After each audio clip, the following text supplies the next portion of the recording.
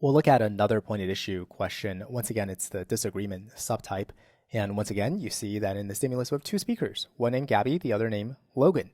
Now, the difference between this question stem and the one we just looked at is the present this phrase, most support, right? So again, I'll conjure up this spectrum, explicitly stated, strongly implied. These are the magical words that tell you that the disagreement here is perhaps not so much on the surface, right? Perhaps it's you have to do a little bit of inference work, right? A little bit of like, okay, I know this is what you're saying, Gabby, but what are you really saying, right? Or maybe it's Logan. I know this is what you're saying, Logan, but what do you really mean, right? In the same way that we did for most strongly supported questions, you have to infer out what the speakers are trying to say. Okay, so let's take a look at Gabby's claims first. In school, children should, prescriptive, right, should be allowed fully to follow their own interests, supported by experienced teachers who offer minimal guidance.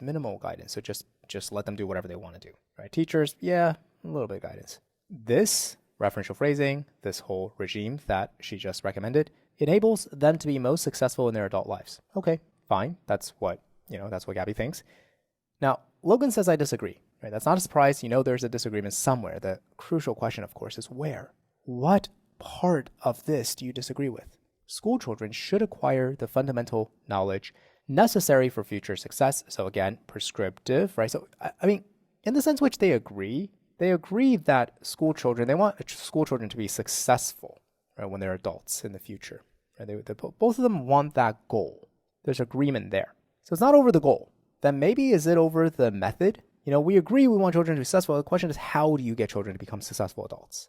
Or maybe it's there. Let's see. School children should acquire the fundamental knowledge necessary for future success, right? Necessary for future success.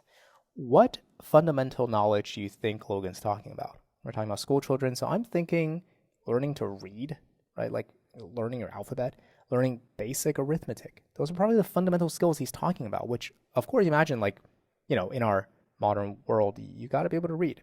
Okay, so then they learn such fundamental skills, referential phrasing, the ones that are necessary for future success, only through disciplined, systematic instruction from accredited teachers. Right? So Logan's setting up this chain. You want children to be successful? Well, then they have to have fundamental knowledge. Okay, how do they acquire fundamental knowledge? Well, then they have to have disciplined, systematic instruction from accredited teachers. Right? So in order to be successful, you have to have fundamental knowledge. In order to have fundamental knowledge, you have to have disciplined, systematic instruction from accredited teachers. Now, I really just want to tickle Logan a little bit and be like, come on, just give me one more phrase, right? Give me one more sentence to bring it all home. What are you really trying to say? You're really trying to say that you can't just let children run free, follow their own interests, supported by experienced teachers who offer just minimal guidance, right? Imagine the kind of school or kindergarten that Gabby is envisioning here where, three-year-old boy plays around in the yard, finds a snail, very interested in the snail, and the teacher just, kind of hovers to make sure the boy doesn't eat the snail, right? But anything else goes, follow your own interests, explore the snail. Right? Whereas Logan's thinking, well, okay, not so much, right? Not so much. Say we want the boy to grow up to be a scientist who actually studies snails for real. Right? Well, he's still got to know basic reading and math, right? So, and that's acquired only through systematic, disciplined instruction from teachers. So you have to infer out what he means by disagree based on all this stuff, right?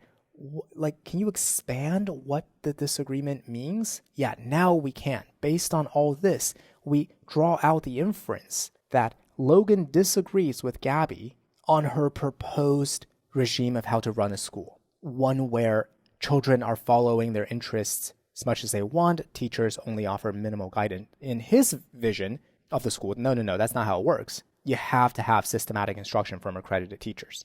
Okay, we'll look at the correct answer, which is B, right? And B says, the extent to which teachers should direct school children's education. Now, just like the previous question we looked at, this is phrased in a way that yields not just a yes-no answer, right? It's kind of open-ended.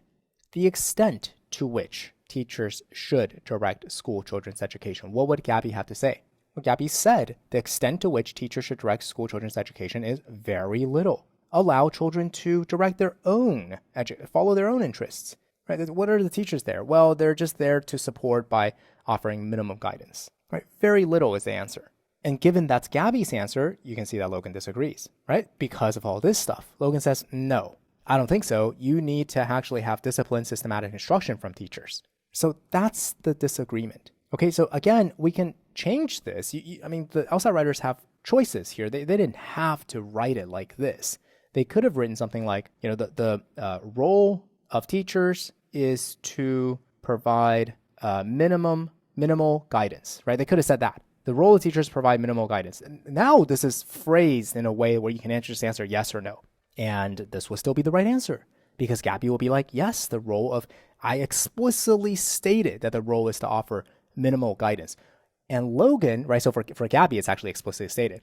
Logan would be like, actually, you have to infer out from my claims, right, all this stuff that no, that's not the role. It's to provide more than just minimal guidance.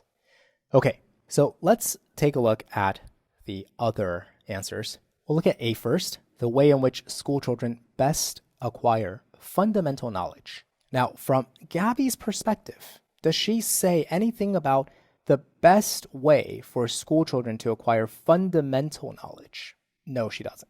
She doesn't talk about acquiring fundamental knowledge. In her worldview, given her limited claims, it's not even clear that she thinks there's such a thing as fundamental knowledge to be successful. And from Logan's perspective, he only speaks to the necessity of disciplined, systematic instruction, right? He only speaks to the necessity of disciplined, systematic instruction in order to learn fundamental knowledge. He does not speak to the best way to dole out that disciplined, systematic instruction. So again, it's hard to pin Logan down on no, come on, tell me, what is the best way? I know you said disciplined, systematic instruction, but presumably there are many ways to offer disciplined, systematic instruction. Which way is the best way, right? Logan just doesn't say. Now the other answer, CDE, C says the importance of having qualified teachers involved in school children's education. Now, for Gabby, she talks about experienced teachers. For Logan, he talks about accredited teachers. And neither one explicitly says qualified, but fine. I mean, we can maybe infer that when Gabby says experienced, she means qualified. When Logan says accredited, he means qualified. Okay, right? I think that's fair, reasonable. But having done that, there's no disagreement here.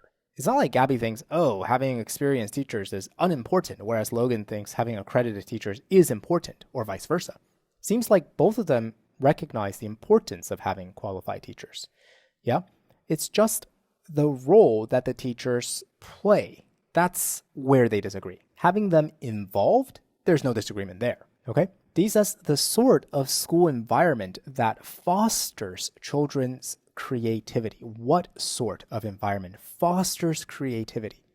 Now, you might be tempted to read Logan as some straight-laced, button-down Republican, right? I know the beating stick is somewhere around here, but I would caution you against drawing unwarranted conclusions. I'm not saying it's impossible.